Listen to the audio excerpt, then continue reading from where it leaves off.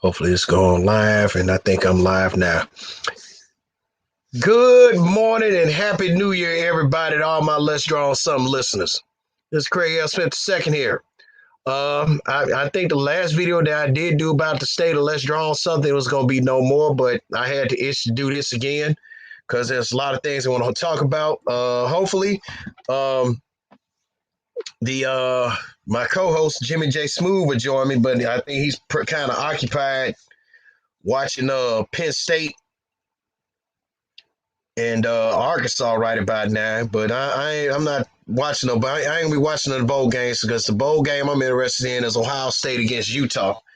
As a scripture state, we're gonna be talking about the celebrity deaths that's been happening lately, the BCS playoffs, and our 2022 plans, and a lot of stuff that's been going on with me lately since I had made the announcement out that I was gonna stop Let's Draw something for a minute. Right now, Let's Draw Something has been brought to you in part by Trey Styles Custom Designs. There's nothing this man cannot customize. Hit him up for all your NFL, NBA, NHL, MLS, FCS, UFC, special occasion needs, t-shirts, hats, mugs, masks. He got them. That's right. Hit up my guy, Trey Styles Murphy. He's on Facebook. His T Murphy is he back. Put it to T Murphy or Trey Murphy, whatever he probably gonna do. Ain't no telling what he'll do. Well, he'll probably put Poo Poo Murphy on his Facebook. Who knows? But hit the guy up for all your customization needs, satisfaction guarantee Murphy. Yep. So right now, we had in a week we had some deaths before the end of 2021. The most shocking was Betty White. Man, I think this month, sometime this week would have been her 100th birthday, but she left us yesterday, you all, at the age of 99. The age of 99, she had no children. Man, icon, as it's called, the last of the Golden Girls. She would be missed.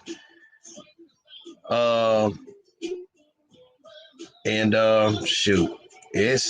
She had a long little she led a long little life, man. And if I can I gotta dig up some stuff.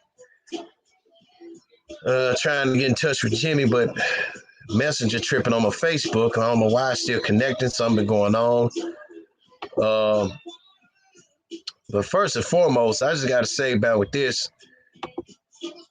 I got some shitty internet, so AT&T stuff is good. Hold on a sec.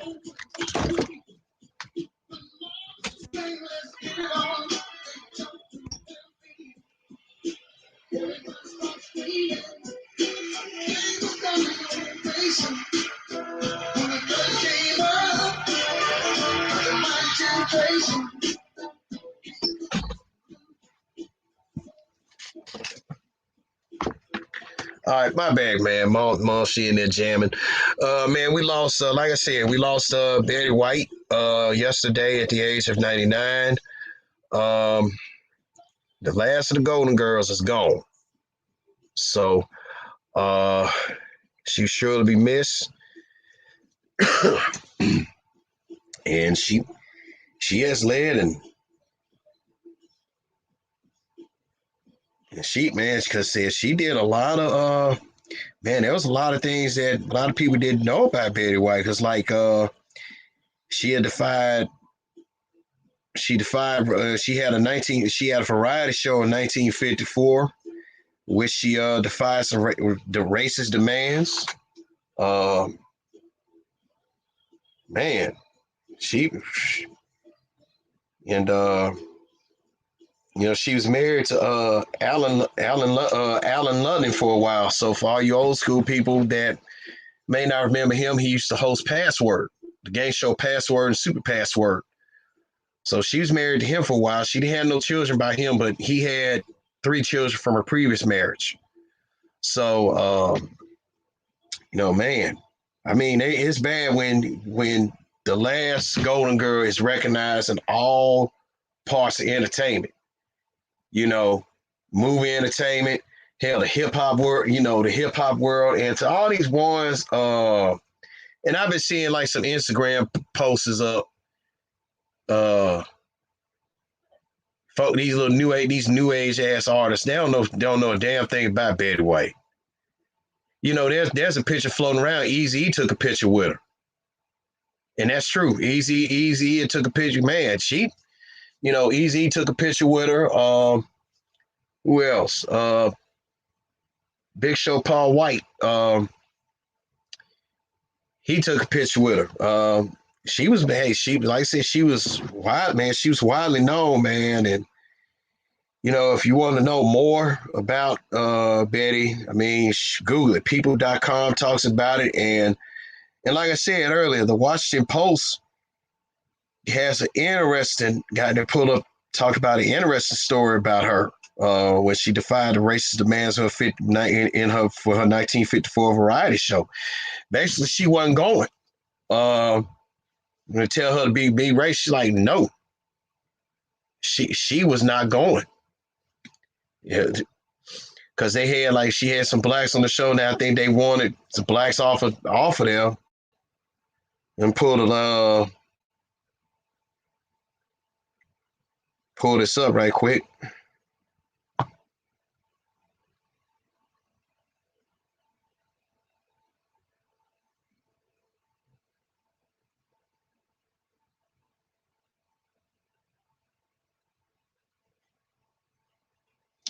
She told the folks with the producers they ain't want no black people on the variety show. She said, deal with it, live with it. That's how it was, and that's savage. So she was savage as hell. If you want to look up more about Betty White, about the interesting life and career, you can.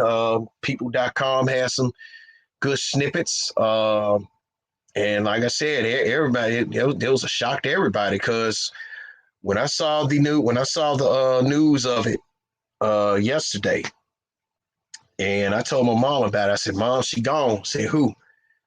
Betty White. Said, "Oh no." And I think in the radio they even stopped in what they were doing and broke the news. I mean, this is big. I mean, So again, rest in power with her. Rest in power to Betty White. Also, found rest in power to one John Madden. He passed away. I believe, Thursday at the age of 85. So he leaves behind a wife and two grown sons. John Madden was definitely the Raiders. He personified the Raiders franchise as a coach. I mean, he retired on top. I mean, come on, a coach winning 78% of his games. You can't top that. What coach today can top that? Nobody. In 10 years he was coaching, he won 78% of his games. That's a good record. I don't think some coaches out here today in the NFL that can do that. I don't even think as my co-host Jimmy Jsmoove would say, Bill Belichick, I don't even think he can do that. So who can oh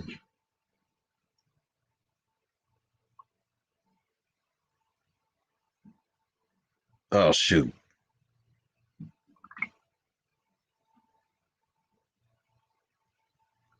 Dang, y'all. Yeah, I just found out something. I'm gonna have to I'm gonna have to cancel the stream. I'm gonna have to reboot this back up, but it's just something, just found out something. Damn. Well, I thought Jimmy was gonna join me, but ooh shit.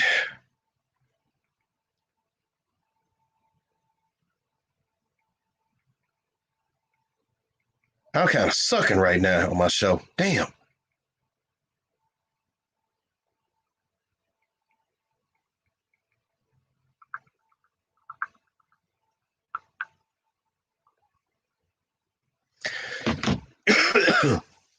But yeah, anyway, like I was saying about with John Madden, I mean, I don't think there's one coach. No, there's not even a coach in the NFL that can match that win percentage. And John Madden did right. He retired on top of his game and became a cult figure.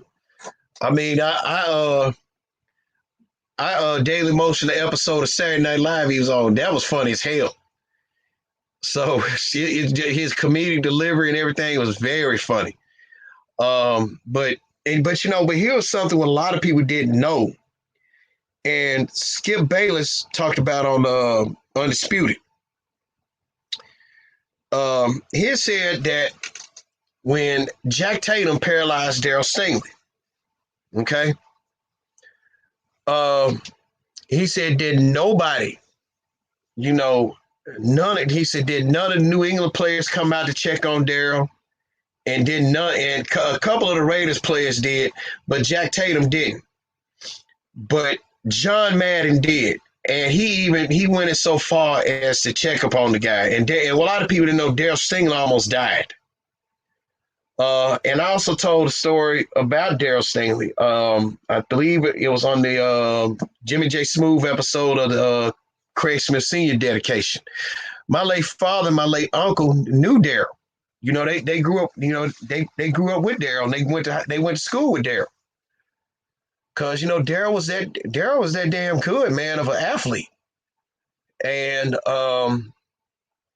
in my understanding, Jack Tatum, he has passed on. And like I said, that for what was known at the time and what my late father told me, the hood put a hit out on Tatum at the time. They wanted to get that money back, but what John Madden did, that showed a sign of class, man, because Stingley almost died. He went up there, he went to the hospital with him to make sure he was all right. And Jack Tatum never apologized to Stingley for that hit. And Stingley, man, like I said, they said that he had so much damage to his spinal cord, he could have died. So, man, but here's Madden. He had class, and Jimmy just joined on with me. I was about to shut this live down. What the fuck? White screen, really? Yeah. What's up? So finally What's joining up, man? in. Man, Happy New Year. Happy New Year, boxhead ass nigga, man. What's going on, man? What's going on, boy? Not much, man. Not much. Ladies and gentlemen, finally joining in. I was about to shut my live down. Nah, you were doing good. You were doing good, nigga. You were doing good, nigga. I just ate some pancakes, and I know that's gonna put me to sleep. And I'm live and direct out to 832. Y'all already know how he do. So I don't know if you saw the lineup of the show. I just got through talking about. I was talking about all the shocking deaths that we didn't had. I was addressing the Madden one, and then before Madden, I was talking about Betty White. Betty White. Betty White is a legend in her own right, and she knew how to talk about pussy without even cussing.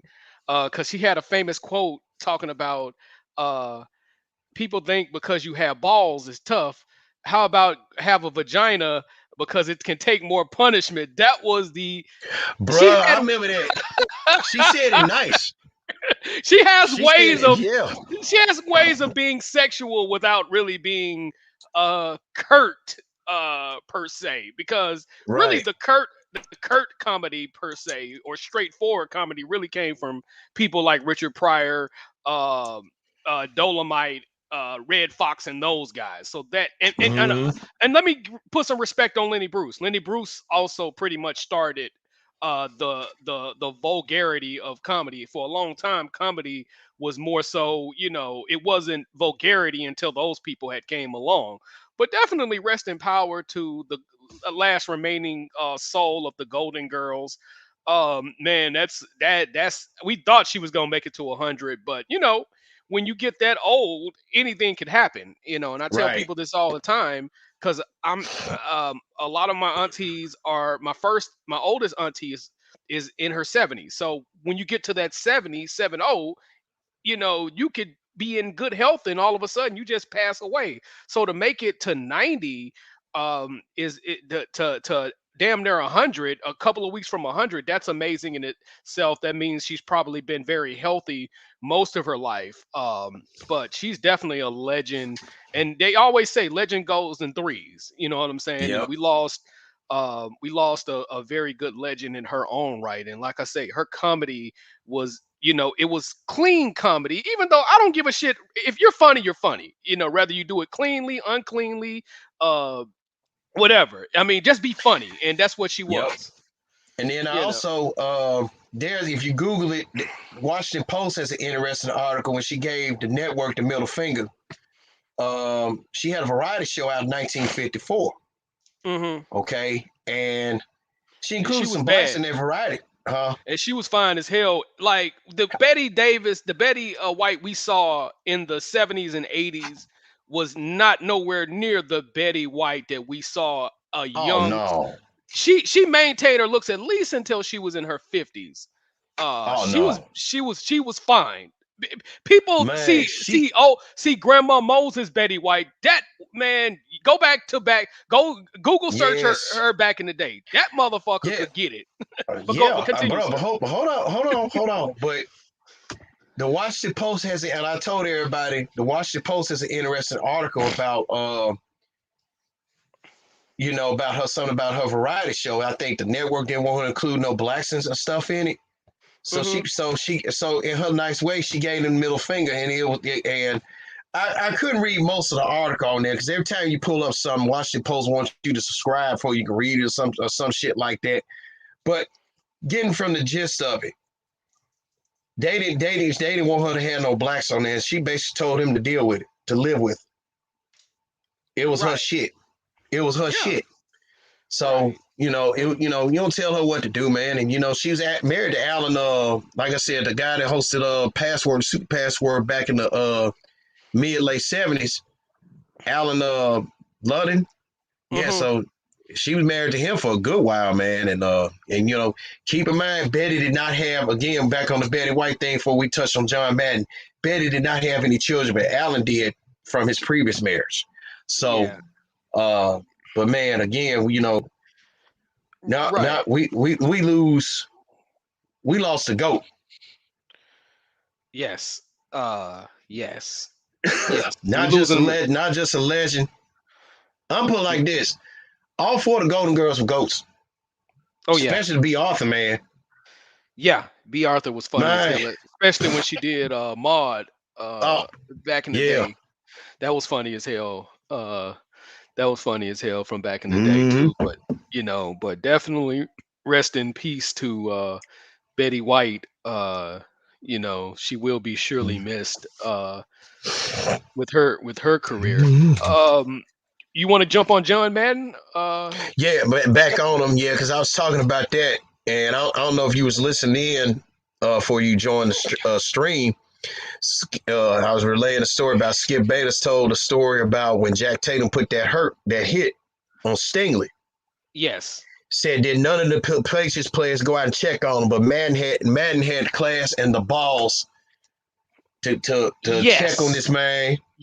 Yes. Flew up to the plane with him and said when he got back, said he got into Jack Tatum's ass and But said he could have also, died. But but we also got to take into consideration too the the shoulder pads were not as protective as they were in today. Even though you can still get CTE and all that, you got to think about it. yeah, When he hit him with his full force, the people with CTE, most of your people that with CTE came out in the 70s, played in the right. 70s. Because those were the main people that was suing the NFL, was the players that played in the 70s. So when he hit him, I mean, Jack Tatum was a hard hitter anyway, to go along with downtown Willie Brown, who's a NFL Hall of Famer, when he played with those guys. Because those Raiders teams, those had arguably the best secondary in history. You're talking about the Legion of Boom, probably the Legion of Boom on steroids. And then you got to take in consideration they had Stickum in play. Then you could Mm-hmm. actually get away with what would be now classified as pass interference. You know what I'm saying? Right. The wide receivers would have to be physical. You would have to be physical to get a catch in the 1970s. We got to take in consideration before we get into John Madden, there's a reason why they put in the Mel Blount rule. Because Mel Blount, in today's NFL got away with a lot of holding.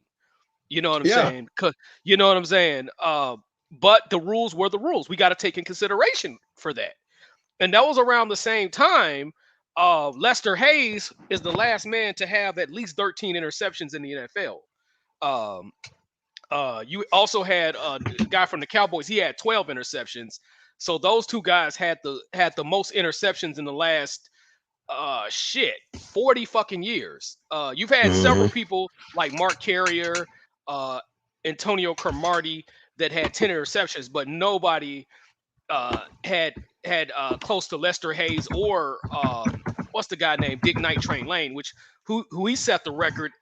He set the interception record in his rookie year. So, but you got to understand, Stickum came into play before they outlawed it. After Lester Hayes got their 13 interceptions, they outlawed it. But Lester Hayes was still an effective cornerback, regardless of the rules. But people didn't throw his way.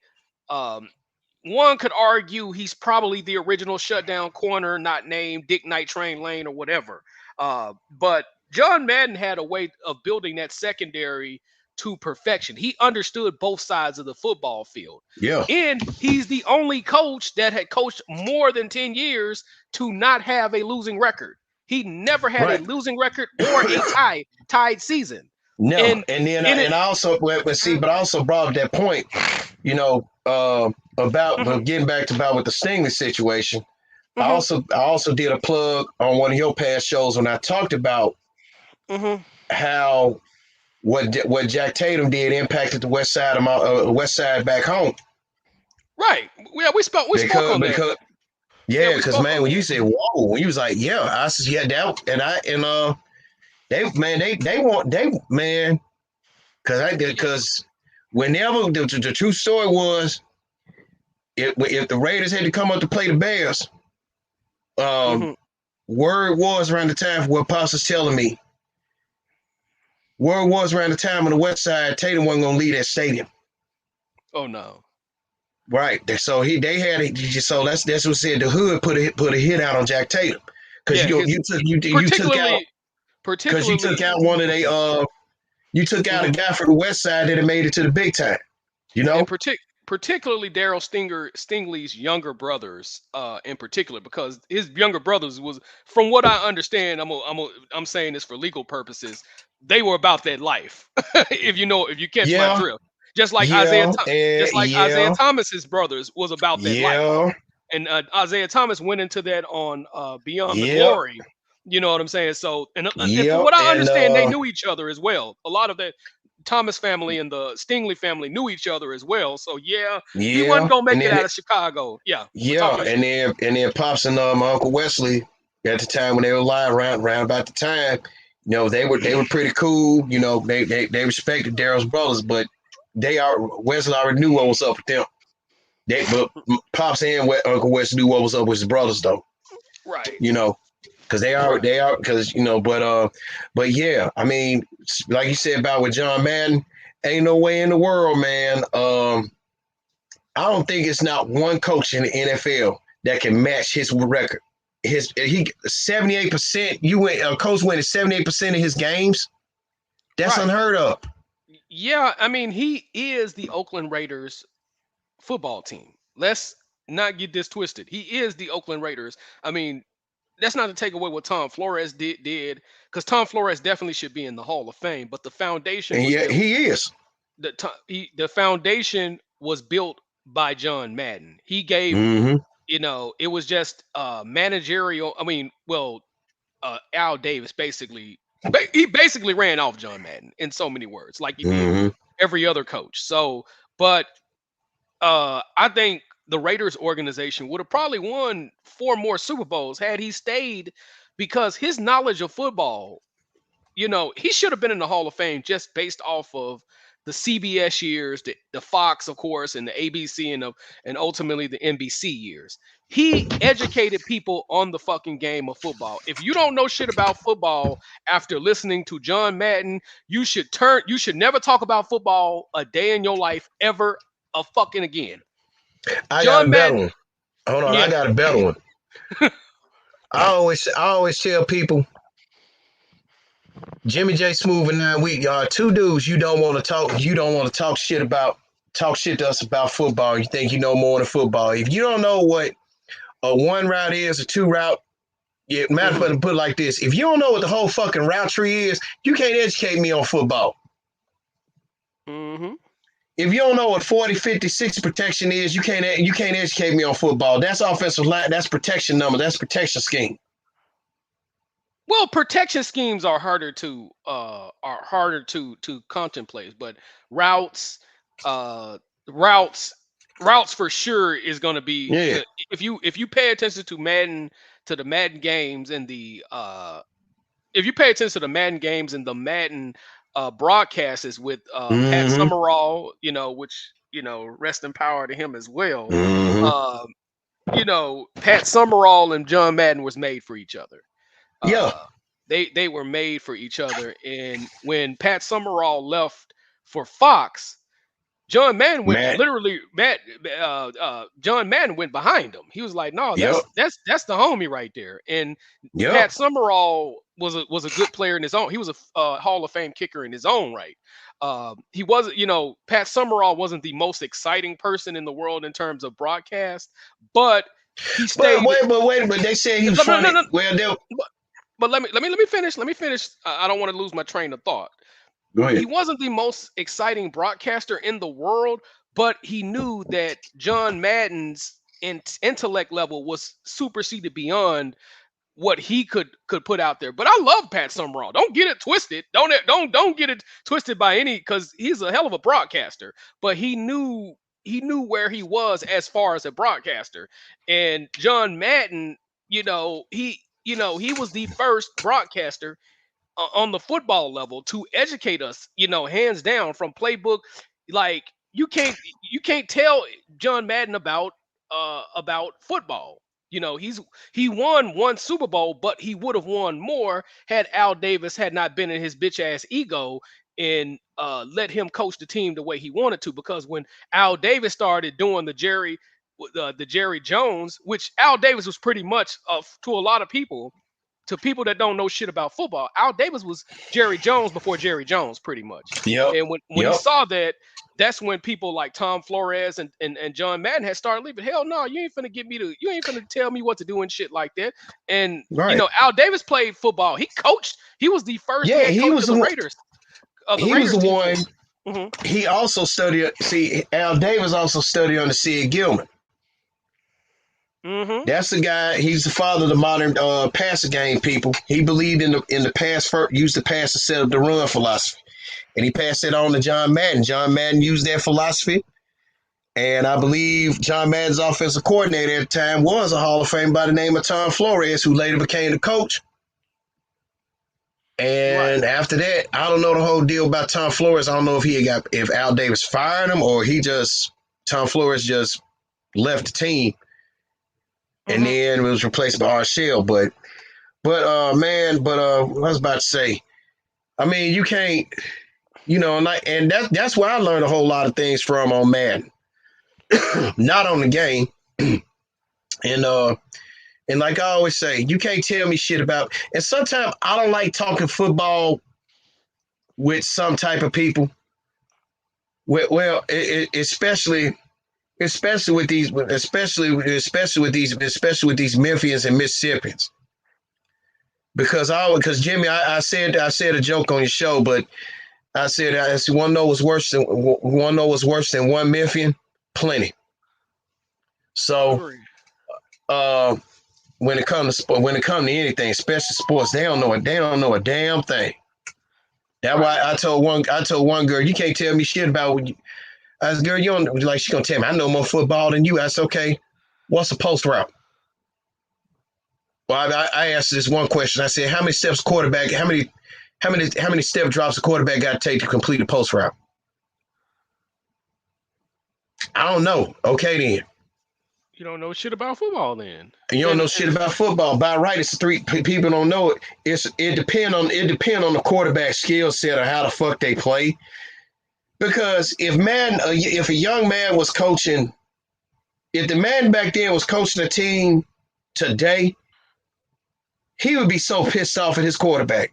Cause especially some of these quarterbacks today, well, with the exception of the Brady's and everybody else, but some of these quarterbacks today, man, I look at some of these quarterbacks today that's coming out of because we're gonna talk about one quarterback in a minute. Some of these quarterbacks today are garbage. Some. And by the way, Notre Dame in the first game of the Marcus Freeman era, they're up 7-0. Well, Brady.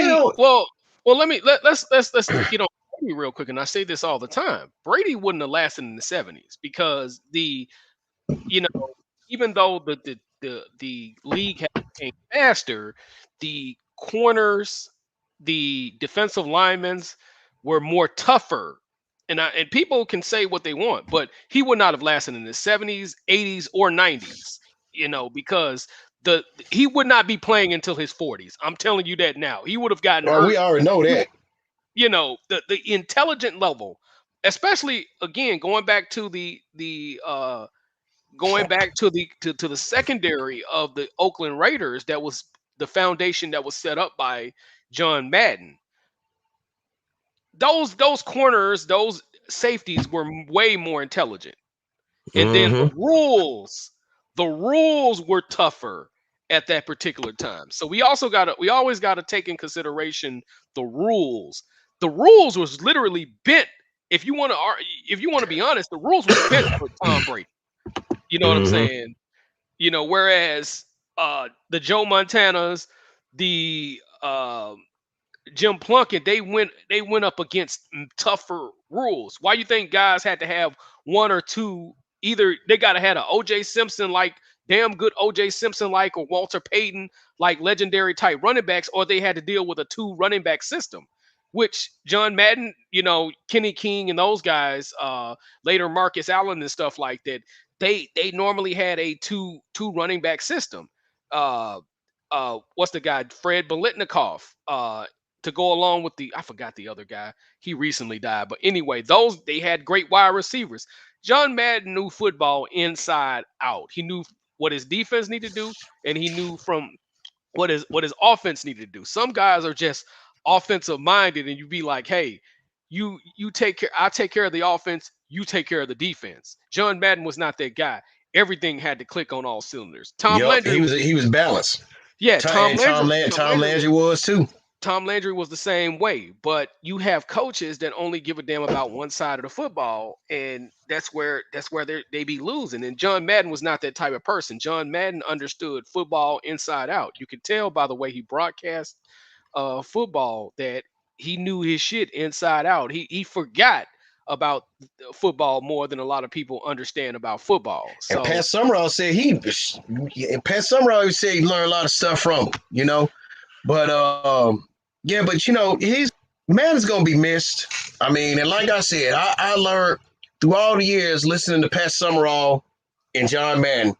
I didn't learn more about football by listening to John Madden break down everything than anything.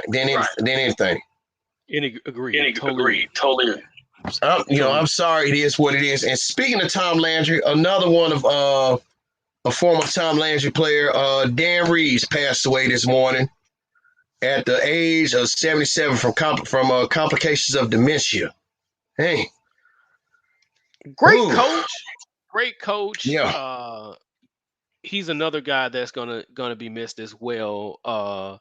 Should have won some Super Bowls with the Denver Broncos, but they went up against teams that it was night and day compared to the teams that he played in the Super Bowl. The Washington Redskins team, they were up 10-0, and then Doug Williams just went crazy after that. So I mean, nevertheless, I think they almost had 86. They had when they played the 86 Giants. They almost had them beat. Yeah, they had them beat, and then the sacks had came. Lawrence Taylor came into play, and then Phil Simms had damn near 100% pass. I think he had like a 97% passing completion in the 98%. Yep. yeah. So that's gonna be hard for anybody to match, much less so when you got those two things going on, I don't think you was going to win against either one of those teams. The Redskin teams, their secondary was awesome with Barry Wilburn, who played for Melrose High School, Mm-hmm. Daryl Green, and then Todd Bowles, who is the current defensive coordinator for the Tampa Bay Buccaneers. He was a hell of a player in his own right. People sleep on how Mm-hmm. good Todd Bowles was for that Redskin team because he played on two of those Redskin championship teams. So it was going to be hard for them. They would have had to play a perfect game in order to beat any of those teams that he played. But nevertheless, he was responsible for the development of Michael Vick. Did a hell of a job for 1 or 2 seasons with Chris Chandler as they Man, went to the Super Bowl. they said that was a damn miracle. Right, With Chris Chandler, they said, Jesus Christ. They said that. And then I think that was the year when they went 14-2, went to the Super Bowl, played Denver, then Eugene Robinson get caught with a freaking prostitute. That messed him up all mentally for the Super Bowl. I'm like, man, y'all stupid.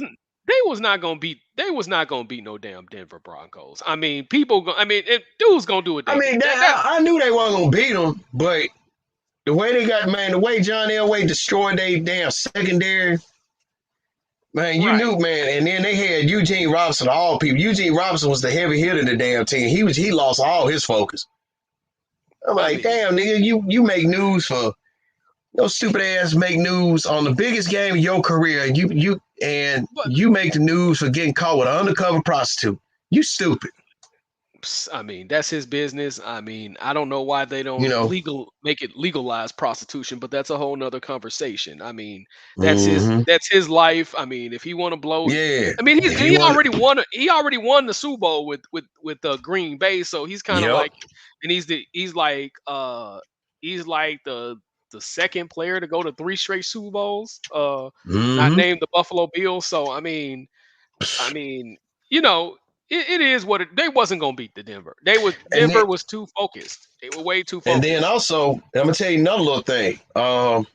Everybody said that Mike Shanahan and Gary Kubiak, you credit them for the wide zone, for the zone blocking offense, West Coast offense with the runs, because I really think Dan Reeves did his version of it by using Tom Landry's system. Oh yeah. Because they said when he left Denver, because I think they said him and John Elway was staying to it and shit like that. What it was, he was pushing John Elway, man. And John Elway was out there making mistakes like a motherfucker. Because I would look at some of them. I went on Pro Football Reference and looked at all the teams that Dan Reeves coached. All the Denver teams that Dan Reeves was on. In some games, Elway threw for more interceptions than he did touchdowns. Right. And he almost cost them games. So, and I think Denver fans was getting sick of him. But then when Mike Shanahan came along, he kind of calmed his ass down. He all of a sudden, John Elway playing like the damn quarterback he should have been playing like. Right. Right. So, I mean, but then he went to the Giants, tried turning them around. He did good with them. I mean, he did good with the Giants, and I think it was a couple years he whooped the Cowboys' ass when he was there. So, right. And then he went to Atlanta. Yeah, he developed Michael Vick because the one thing he did, and I think that's what Dan Reeves, he was kind of sour on that when what's his name? Jim Moore Jr. took over. Because see, he wanted Mike Vick to be a pocket passer and a runner at the same time.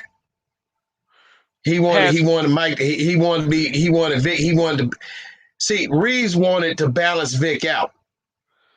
Right. And then to his credit, Michael Vick credited Dan Reeves. Right. He said he said when you run it, you gotta think like quarter, you gotta think opposite. And that's what won him Rookie of the Year. Right. And if it wasn't for Dan Reeves' guidance, Michael Vick wouldn't have went up to our house up in Green Bay and beat our ass. Yeah. I mean, yeah. He whooped our ass, man. I ain't gonna tell. I was watching it. Hmm. He, kicked our ass. And then when Jim Moore Jr. got up there, he put in he programmed in Vic's mind. I need you to be running, and you ain't got time. I'm like, I'm like, damn. He messed up because Dan Reed had a set game plan, and then I think they fired the man after Michael Vick got hurt in his second year. Which sucked. That Yeah, absolutely it sucked. And then also, here's another bad thing about it. We talked about a guy by the name of John Madden, right? Right. The running joke was whoever's on the cover of Madden ain't gonna pan out too well. Right. Michael Vick was on the cover of Madden that year. That's true. And what happened? He got hurt. Yeah. And it wasn't Dan Reeves' fault that they had a bad season. Hell, didn't have to fire him, man. I think Dan Reeves was the right coach for Atlanta. Yeah, I mean, he developed He developed Michael Vick the way he needed to, and I think they jumped the gun by firing Dan Reeves, and that was probably a career defining mistake to fire him. So I'm pissed that they even fired him the way they yes. did. So that Screw was, you off the blank. yeah. So, Arthur but I mean, Arthur blankety blank. I'm like, damn. I said, man, he was the right coach for the ass. But but when I dug up pulled up the article about because we don't know what John Madden passed away from. We can just say because we know Betty White died of natural causes. We can just say John Madden died from natural causes. So, but Dan Reeves died at 77. Come from dementia. And if you dig your dirt on dementia, man. Yeah. Jesus Christ. That I wouldn't wish that on my worst enemy. Yeah, I agree.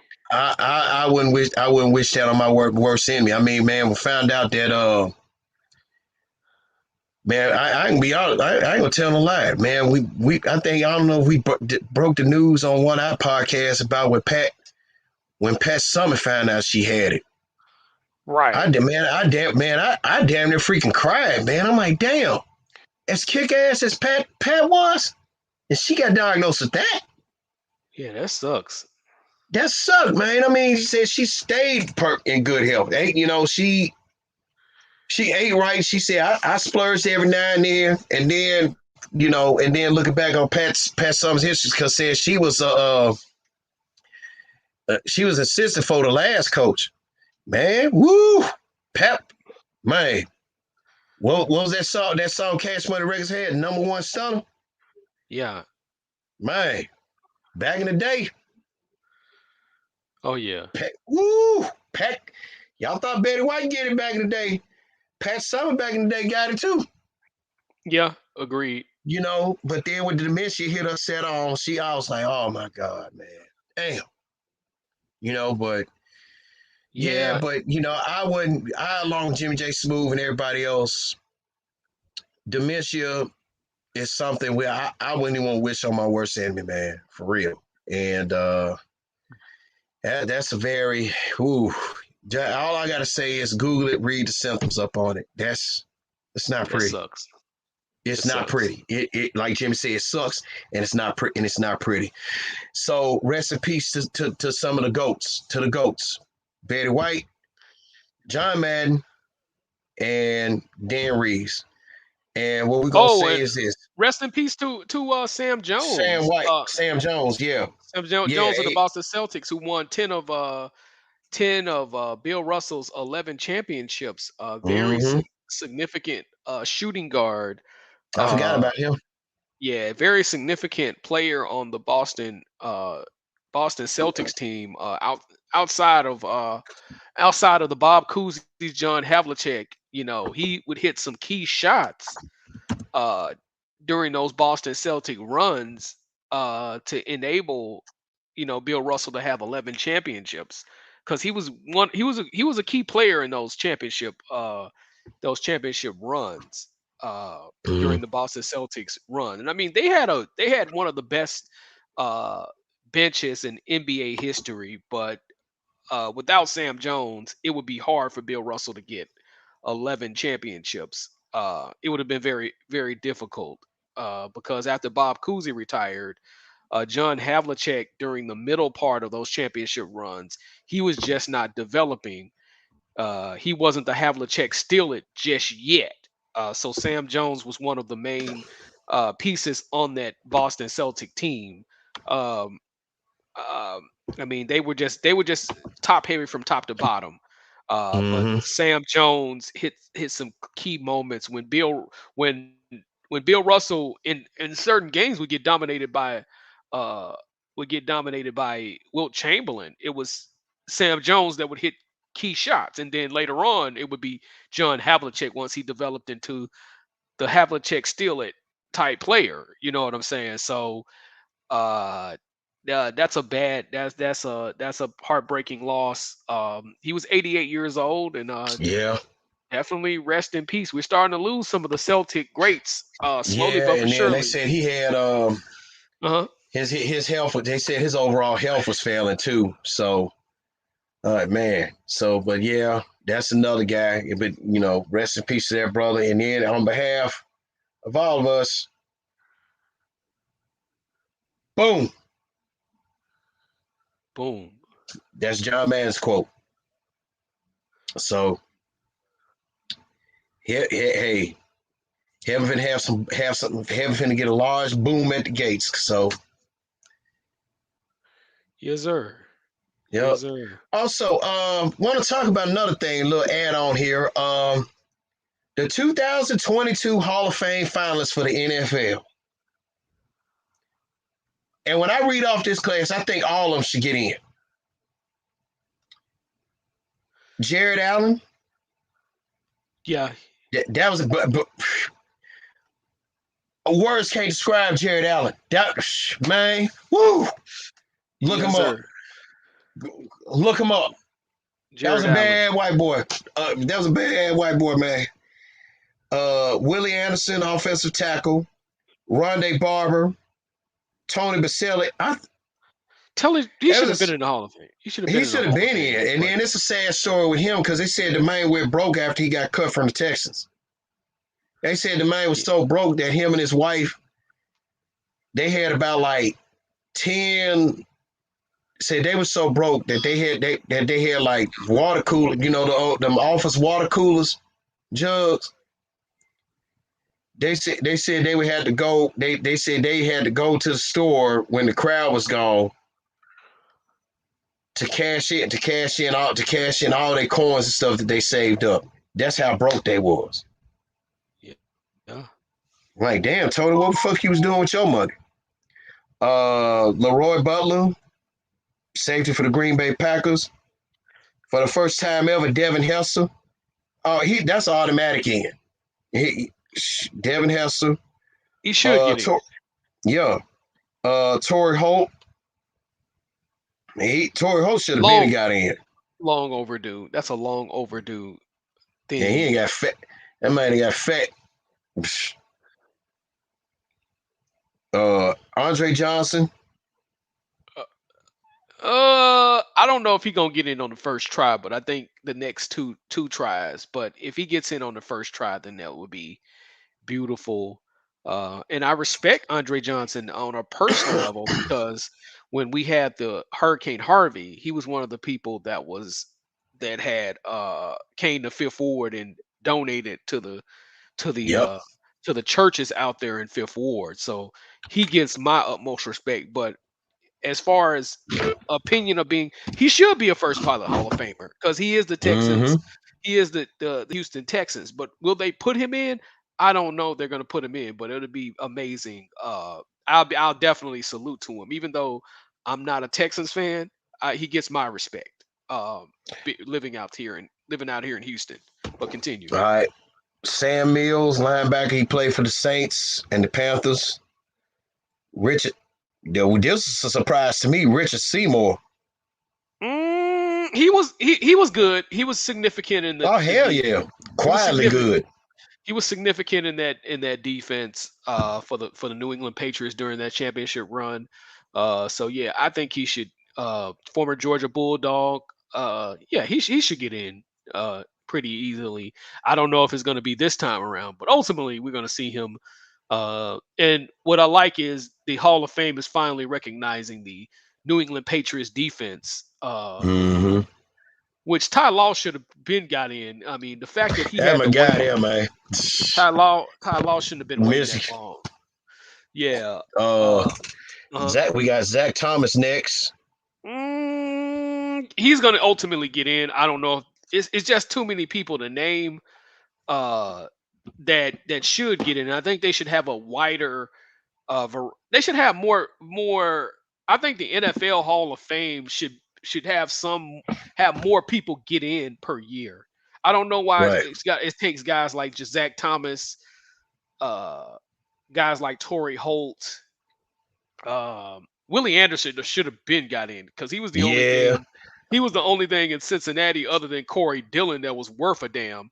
Yep. Uh, so yeah, man, he should have been got in. That I mean, I get it because when you play on a terrible team like Cincinnati for all those years, you get Mm-hmm. overlooked by team players that've been on great teams. But he definitely was one of the best offensive tackles uh, in history.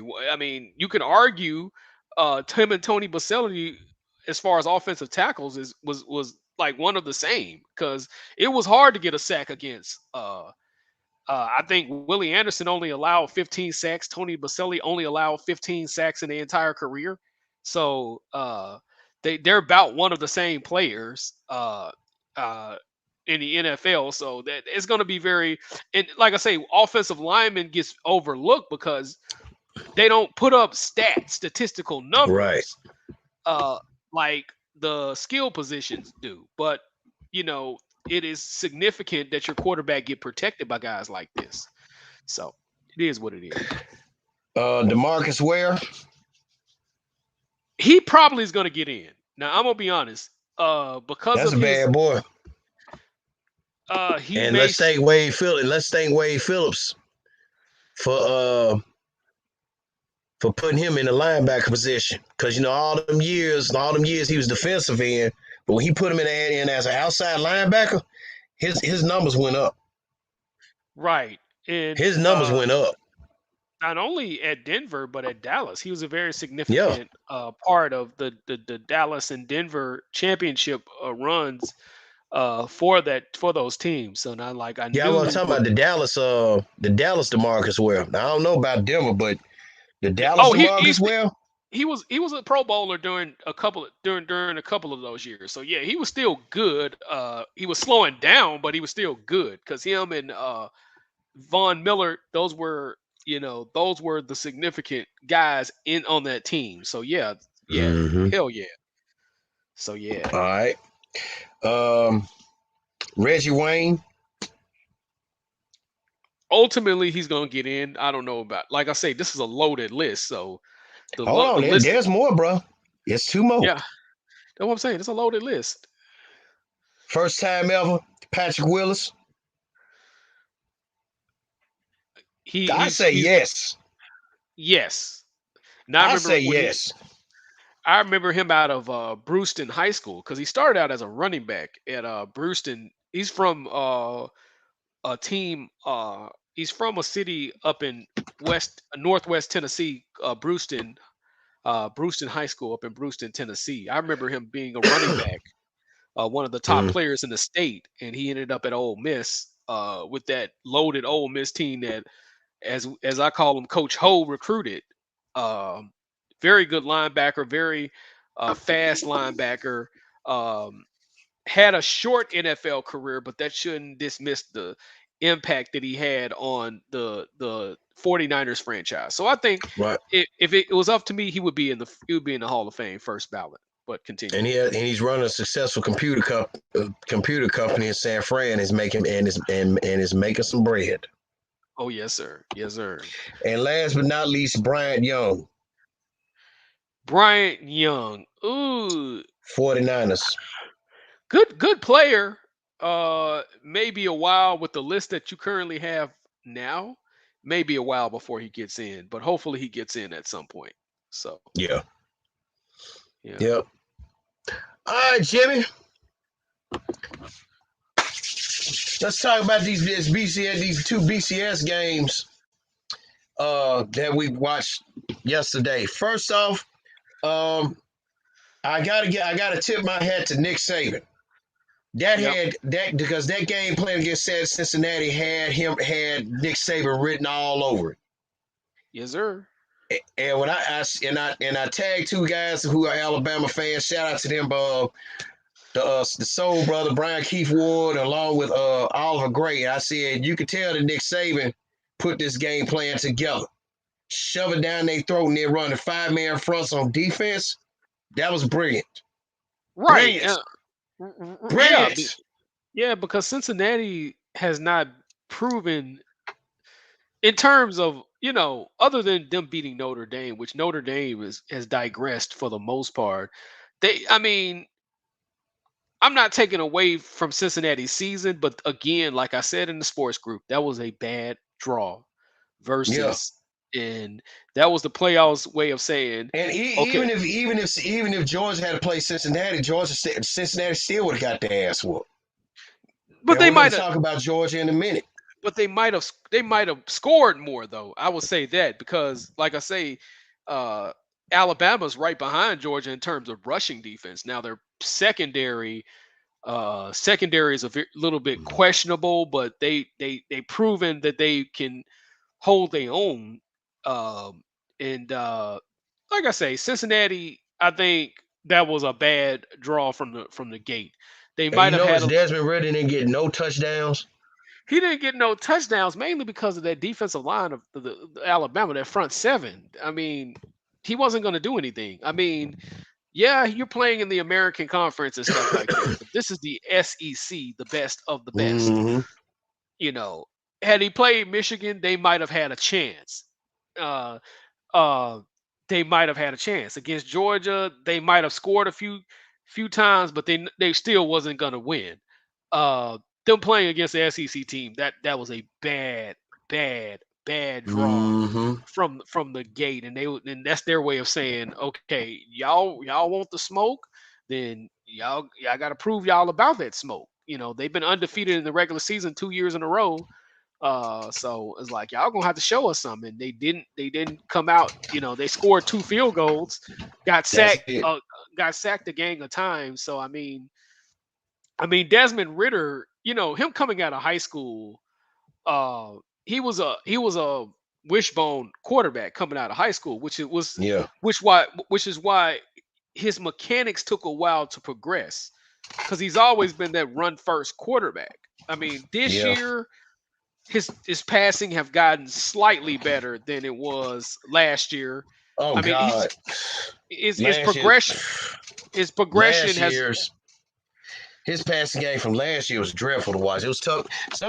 I'll be honest with you, Desmond Ritter, as you like to call him, Desmond Critter. Sometimes he can be tough to watch, man. he can be, but You know, he's progressed this year better than he was the last 2 years. Um I well, he mean, better than Jordan Tragic. I wouldn't go that far. That's a whole. I wouldn't go that far because I wouldn't go that far. But nevertheless, he's done some good things. This doesn't take away from the season of Cincinnati. No. It's just they're playing, the talent discrepancy is night and day. It's just what it is. You're playing against a team that's recruited arguably top two recruiting class the last 2 years. Uh, to go along with being well coached and playing better competition in the SEC. I mean, bro, I don't think I think Cincinnati, and I'm gonna be honest with you, is terrible. Is my Tennessee Vols been playing? I think Tennessee Vols would probably beat the damn Cincinnati. Now they'll probably barely beat them, but I think Yeah. if you compare talent discrepancy, they would struggle against half the SEC. You might beat a Vanderbilt with they slow ass. You might squeeze a win out against Missouri, but I highly doubt they would beat anybody. They struggle against Kentucky. They Yeah. they struggle against. They would like people looking at how bad the SEC has played in the bowl games. Well, you got to think about it. The COVID-19 protocols have dropped them people for the most part. So Yep. you know, if you compare the level of competition Alabama has played all year, they probably, other than the non-conference teams that they beat, the little soda pop non-conference teams uh that Alabama beats, which you earn the right to have a small a soft schedule in the non-conference when you're playing in the best conference in all of college football. Uh, I mean, it is like if they played half of Alabama's schedule, they probably lose to half of the teams that they play. I'm speaking on Yeah. Cincinnati because the SEC recruits in the top 20. Most of the SEC recruits in the top 20 in recruiting. So that's not, the discrepancy is going to be there. Now they can beat a Notre Dame, even though Notre Dame has recruited top level recruiting classes. But when you compare SEC talent to a Notre Dame talent, is not even a joke. But you Yeah. know, you might beat some teams in the Pac-10. You might beat some teams in the Big Ten. You might beat a couple of teams in the ACC. Uh, maybe not name Pittsburgh or somebody. Um, you might squeeze a win out against Clemson, and as much as I hate Dabo Sweeney, I strongly doubt that as well. But Cincinnati, they got a long way to go in terms of competing with teams like Alabama or even Michigan for that matter. Again, Yes. they might have squeezed the win out of on Michigan, but I strongly doubt Jim Harbaugh, aka, as we compare yesterday, Hardslaw, in the words of Corey Wolf, Jim Hardslaw. I doubt they even beat them, but it would be, you might make it close, you might squeeze a win out, who knows? But continue. Yeah, and and Cincinnati's running back, the John Ford dude, he was talking a whole lot of shit about Bama, talking about it's gonna be their funeral when they play us. Hmm. Nigga, you only mustered up a little bit north of 70 yards rushing. You ain't do much. Yeah, Bama's running back had 206 rushing yards. Had more yards than the entire team. Bryce Young had an off day. He took off today and still got 3 touchdowns in y'all ass. So what the hell? Yeah, I mean, that's what I was saying in the sports chat. There's no point of even throwing the ball anymore. You don't even want to put Bryce Young in danger anymore because I mean, they're not on that level yet. Now, if you played Michigan or somebody or even Georgia, you're gonna have to balance it out. Uh so I mean, interesting. Again, I pick Alabama to win the national title because they're playing Georgia again. But like I say, um, Georgia is going to have to come in and uh, Georgia's going to have to come in and bring it. They're going to have to capitalize off of every mistake Alabama makes if they make any mistakes. And Bryce Young makes very few mistakes. Mm-hmm. That's the thing about him. He makes very few mistakes. So they're going to have to rattle him early. If they don't rattle him, it's going to be a repeat of the SEC championship. Uh, uh Again, because this kid is something special.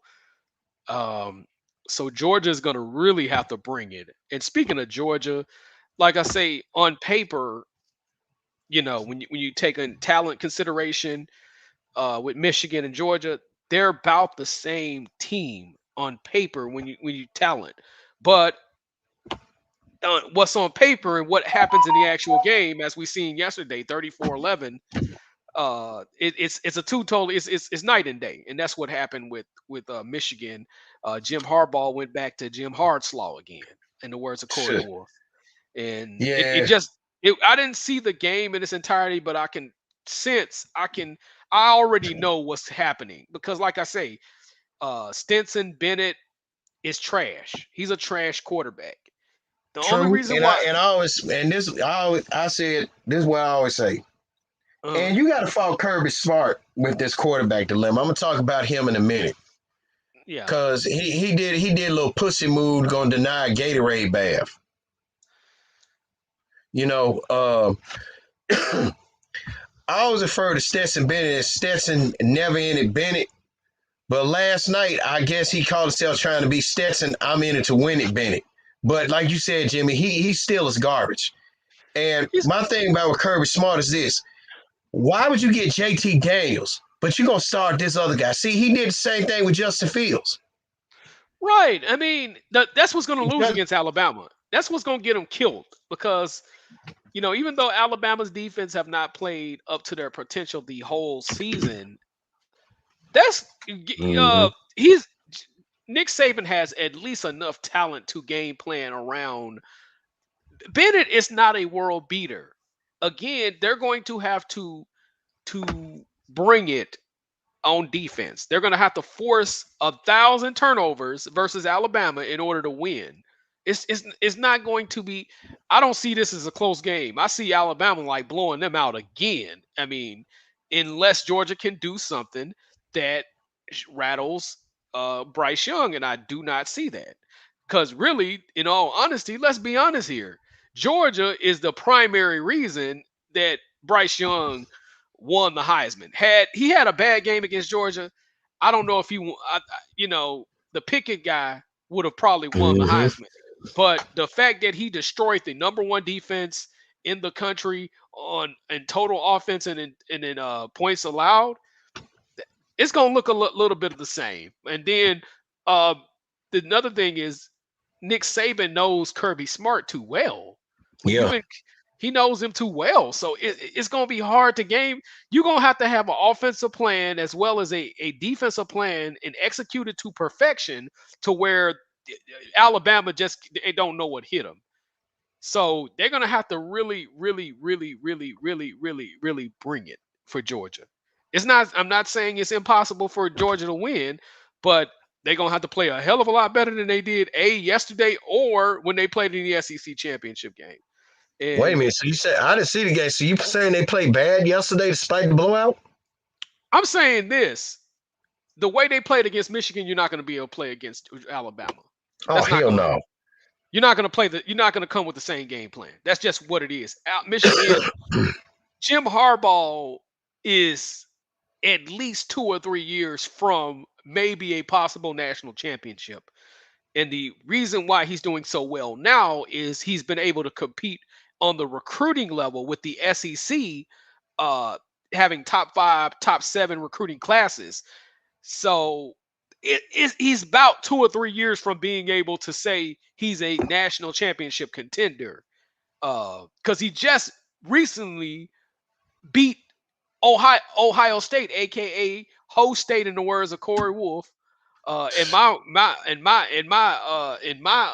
malapropism, old host state.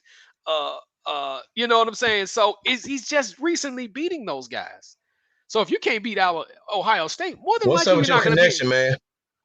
I don't know what the hell going on with my connection. So, but nevertheless, There you go. if he cannot beat Ohio State, more than likely he's not going to be able to beat Alabama. More than likely, No. highly likely he's not going to beat Alabama. So he's only 3 years from what you're saying competing with the top echelon of Alabama or even a Georgia or whoever team come out of the SEC. So good year for the Michigan Wolverines, but y'all the shits again. So come back next year. That's the best thing I can Yep. say. But other than that, yeah, good year for y'all. I mean, Hey, good year for him as well. But but the thing about with Kirby is he got to stop with these quarterbacks he get. He got to stop going with the slaw dogs because he still don't get a pass from me about what he did with Justin Fields. Hell right, no, you don't do no shit like that. And right, also, you got to fault the offensive coordinator at the time too for calling that damn play. right. What's his Yep. name? Jim Chaney. Yeah. Uh, You got to follow him for that. So see, he hurried up and left right after that game. I said, because he went back to Tennessee and stuck up the joint up there because Right. of Guarantano. Trash. But man, he don't get no pass from that shit. Like you got Justin Fields, but then you gonna start Jake Fromm. Yeah, but he didn't And turn out Fromm to was be garbage. straight garbage. Fromm And was like, straight garbage. Then he got hyped up JT Daniels, and then you get this guy named Stetson Bennett the fourth. And I don't JT, know where JT Daniels came from. I think he was a transfer from somewhere. I drank too many Jack Daniels. And he was a transfer from somewhere. And you gonna start Stetson, I ain't in it, Bennett. What you doing a solid for their parents or something? Well, like I say, he's gonna look like Desmond Ritter next week. Next Monday after next. And I Yep. will, that's one of my slow days when I'm doing my delivery slash ride shares. So I'm gonna take that day off. I might do 4 or 5 hours and then go to a bar and grill, look at some big booties, and maybe watch the game. So My ass would be at fucking work, and I'm gonna talk about Amazon's ass in a minute. well, But well, But here's the thing though. You're doing good with some of the deliveries thing. So I mean you got a good plan A, plan B, because you told me what you made. I'm not gonna say it on air, but right, look at what I'm doing, man. I made my best day yesterday. Even though you got some motherfuckers that ring in the new year, like the Incredible Crash Dummies. They can't control their liquor, want to drive fast because it's New Year's, and I'm like, okay, hit my shit, and I'm gonna own your car, nigga. Hit my shit, and mm-hmm. I'm gonna own everything you got, motherfucker, because I'm gonna come in your pockets. But I had a great time last night. Got the chance to converse with people, upscale people last night. So it was a great time. Picked up about 20 people last night. Uh, so I damn near didn't do this live stream. I was like, let me stick it up while I got the energy, because once I get off this bitch, I'm going to bed, because that I gluten heard in that. that gluten in that damn pancakes is kicking a nigga ass. But what's the next topic Yeah, before we get the fuck up off here? yeah. Well, there's two more things I got to talk about. The 2022 plans for the show. It's gonna be sporadic again, but there's actually two topics in one. It's gonna be kind of sporadic again because Amazon here, and I'm gonna talk about the MEM1, the Memphis One hub, the Memphis One station. Jesus Christ, y'all about to fucking kill our ass, man, for real. And then with this mandatory extra time, because they got motherfuckers staying over 30 minutes, want to have people staying 30 to 40 minutes over. Jesus Christ, because man, I ain't. I'm gonna be 44 this year, and my body, man, my fucking body, because of this MET, because of y'all ass. I done took a serious fucking beating that I didn't have no business taking. So when I posted up in a group on Facebook, I come to find out, I'm not gonna say the person's name. They saying the MET might last till February. I said, well, I'll trust that. I'll trust that lie as far as I can throw a car, because they'll extend that shit. And the reason being why they putting all this MET in, because we had a system crash a couple months back. So it's like this here. I mean, if we ain't caught up by then, and then if they say, oh, well, it's going to be over peak season. The peak season ended last month on the 11th. Oh, ain't going to be no more MET. Okay?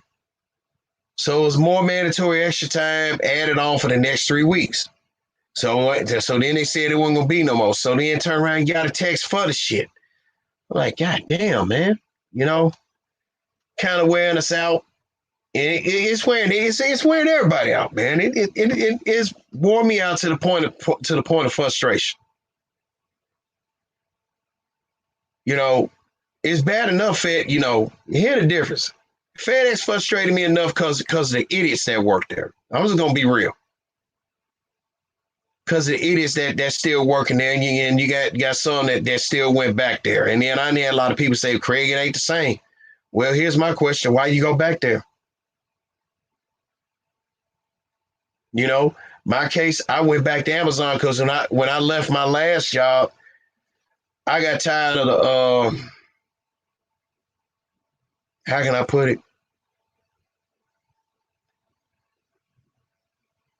I got to be nice about it because I may be going back, and I don't want this used against me. When I left my last job to go back to Amazon, I left there because I got tired of the flip flopping. But Jimmy, I'll tell you the real reason on there, about it. And shout out to Trey Murphy. Shout out to my guy Trey Murphy. He know the reason why I left too. But everybody saying that, Craig, you shouldn't have never left and stuff like this. But everybody said I was right. Didn't nothing change. The stuff was supposed to be changed when I left that job. Shit still didn't change. So only thing that changed was the pay. But man, my show's gonna be kind of sporadic and stuff like that. And then, and then with me trying to, cause like all this coming next week, man. I'm gonna be running I'm gonna be ragged as fuck. Cause I gotta help someone move next Saturday. Then I gotta take my niece and nephew to school right after I get the fuck up off work Tuesday morning.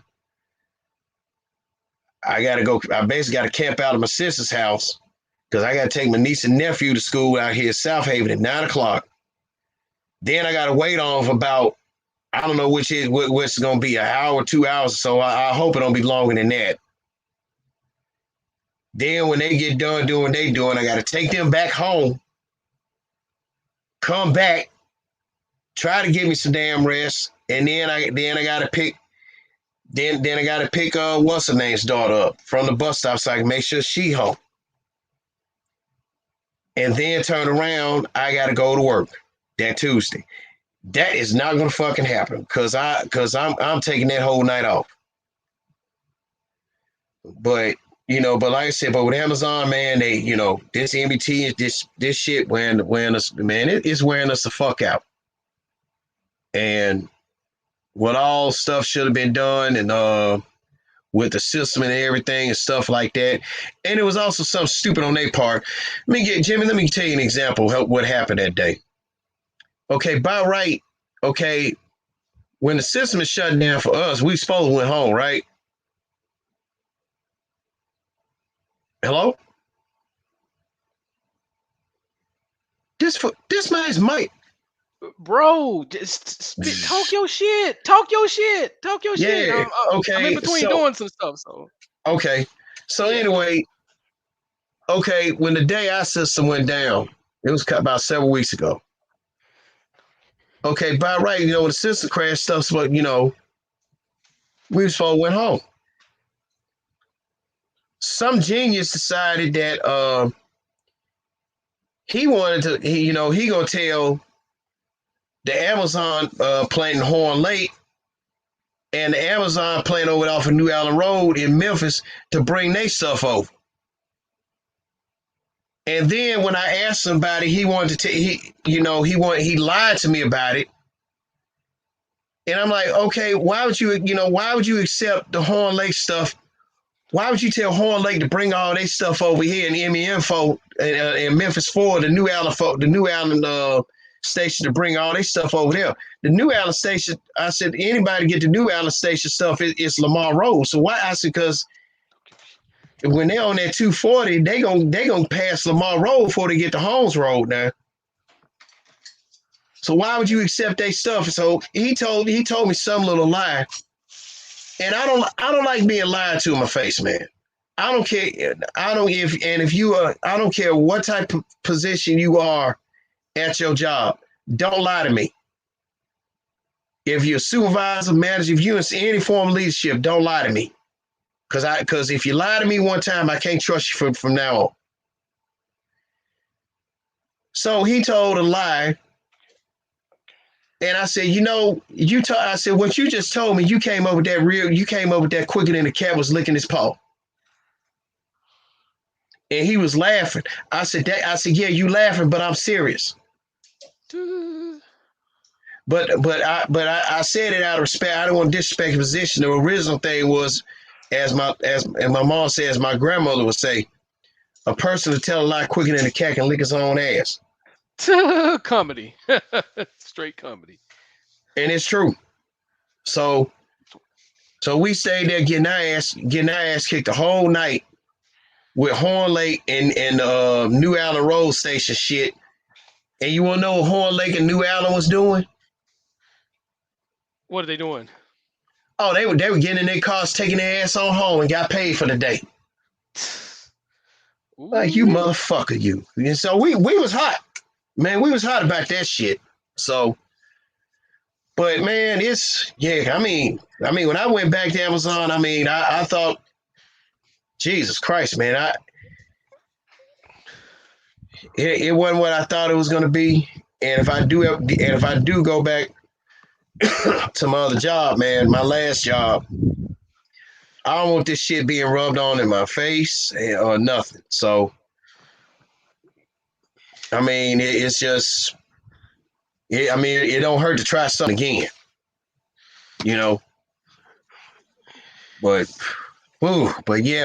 let's draw something that's gonna kind of be sporadic and stuff like that. And then I can't, and then I be waking up, man, tired as fuck, man. I'd be like, damn, I can't get up and do shit for my own self, stuff I got planned to do.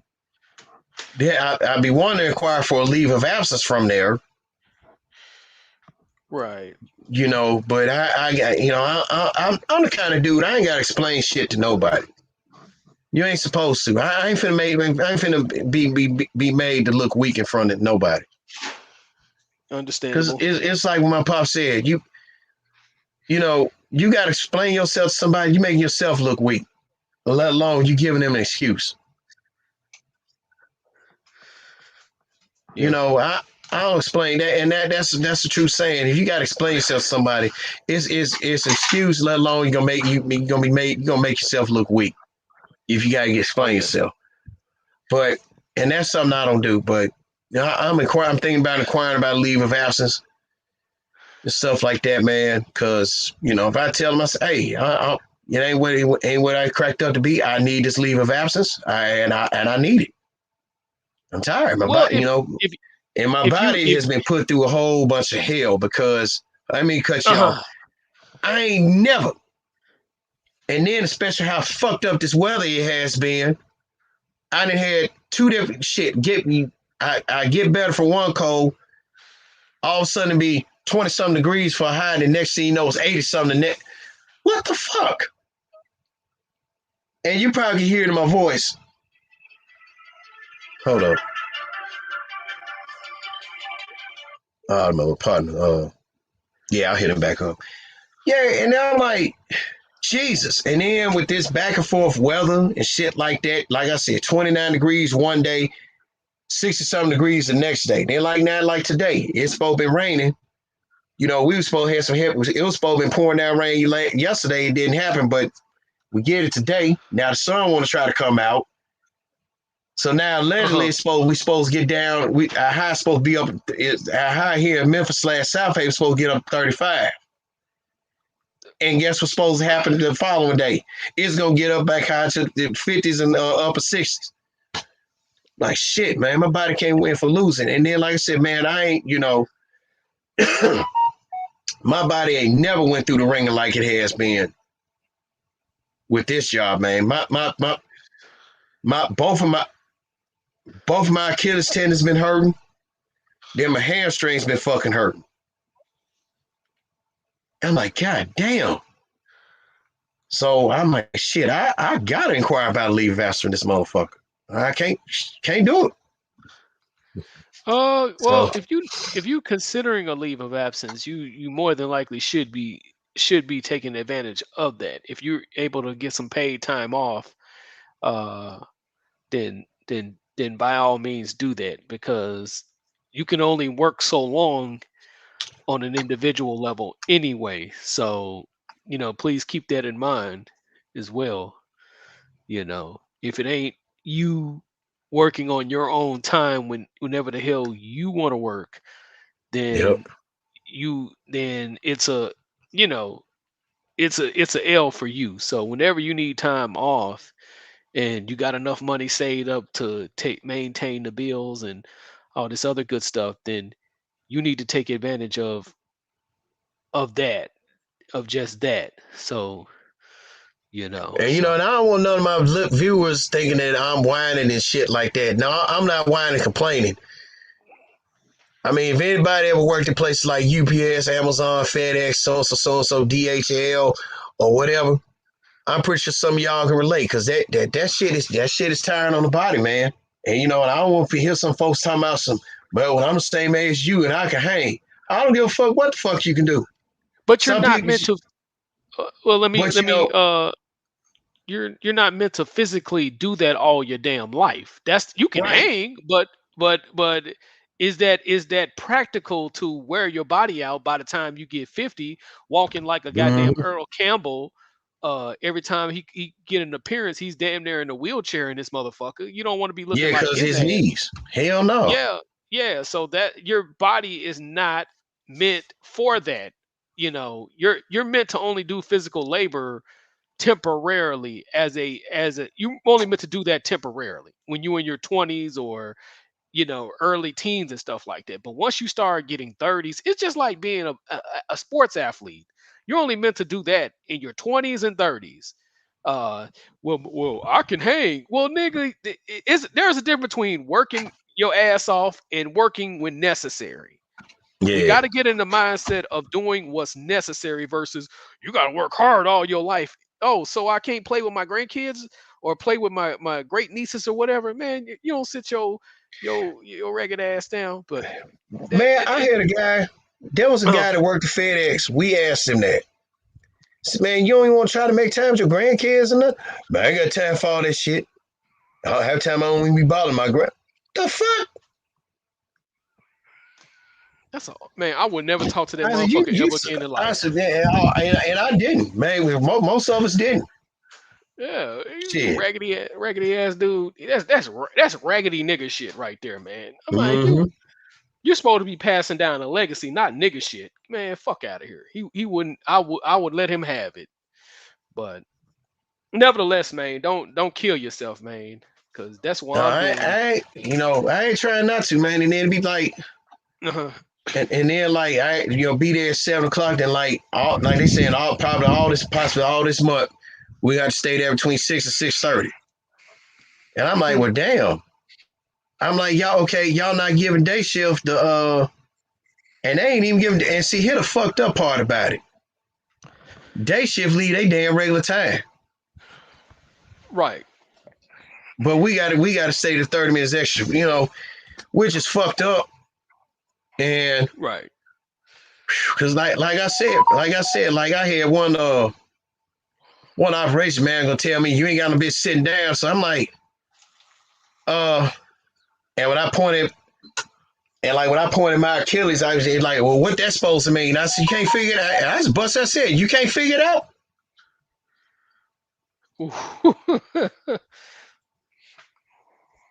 Yeah. But then like, but what's that supposed to mean though? I said, but you can't figure it out though. Oh. And that's what one of the PAs told me about it, talking about Craig getting smart me.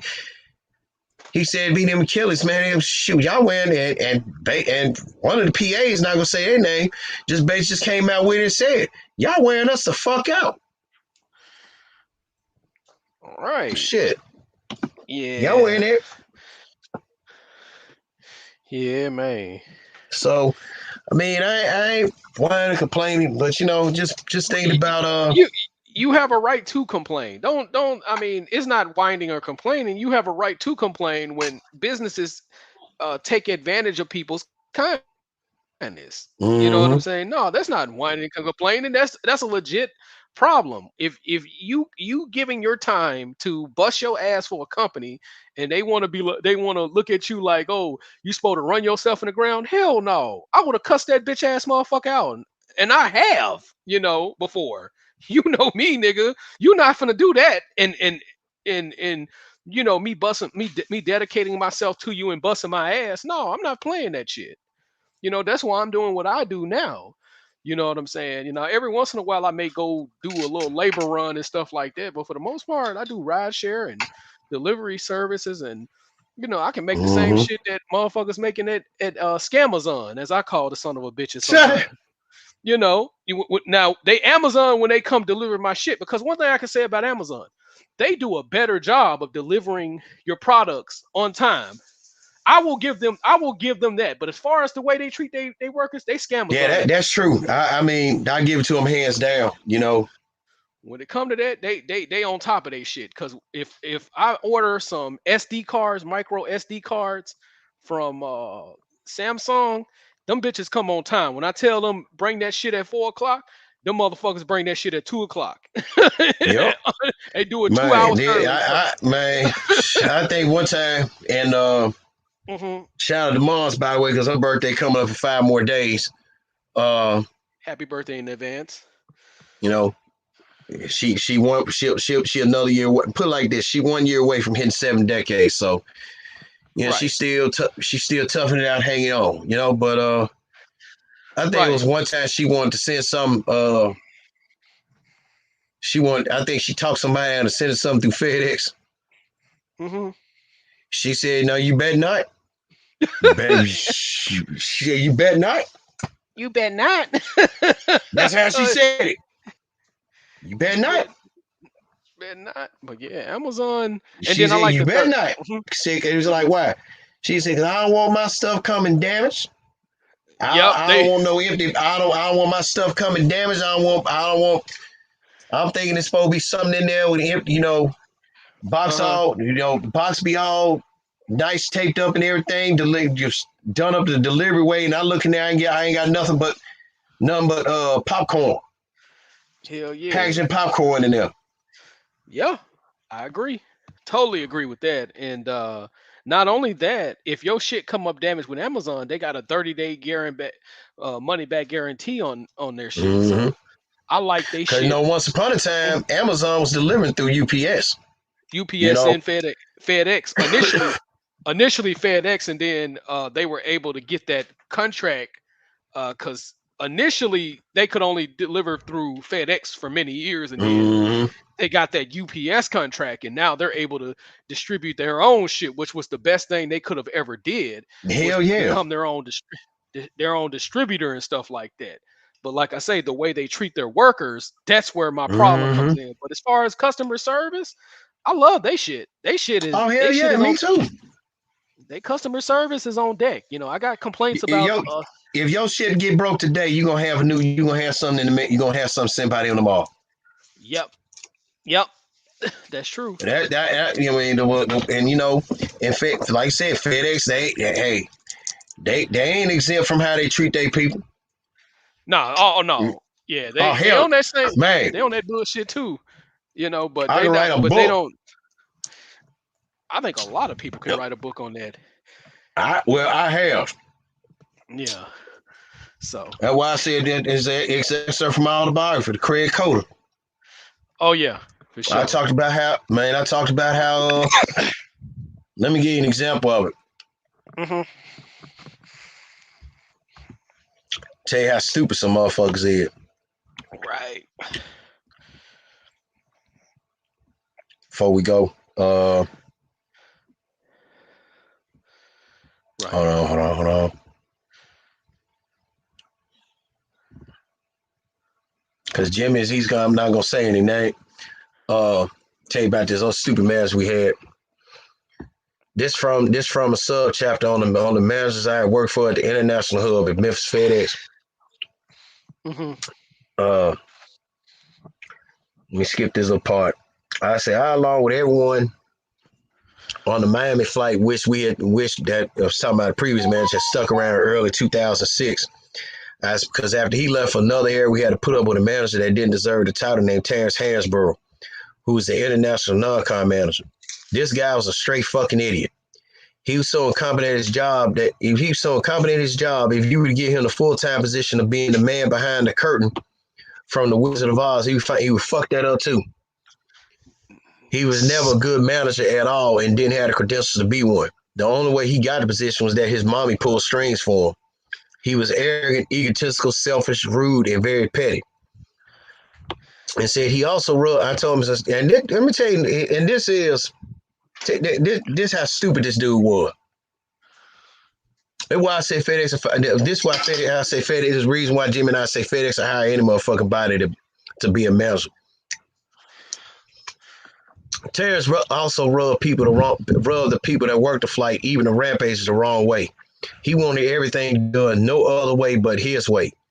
He went out as far as to deny people vacation and personal days that had already been scheduled.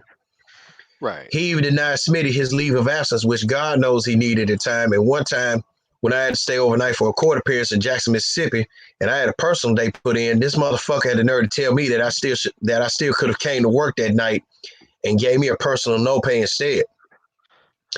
I told him, what the fuck I look like driving 3.5 hours from Jackson, Mississippi to Memphis, and then turn around, I got to drive back 3.5 hours when I get off. So it's best for me to stay. He then tells me, if you drive from Jackson, Tennessee, then you should have had your ass here. I later retorted, I said Jackson, Mississippi. I'm staying behind in Jackson, Mississippi for my court date.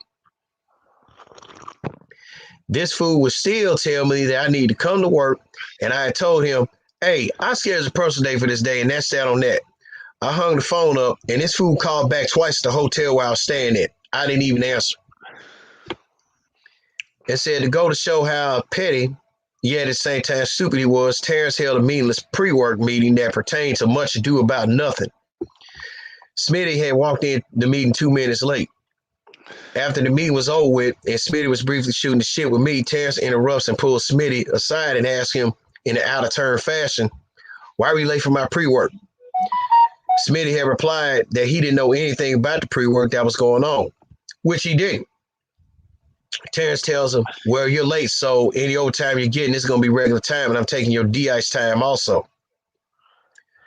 Smitty told him that he couldn't do that by taking his de-ice time from him, and Terrence sharply replied back, I'm your manager, and I can do what I want.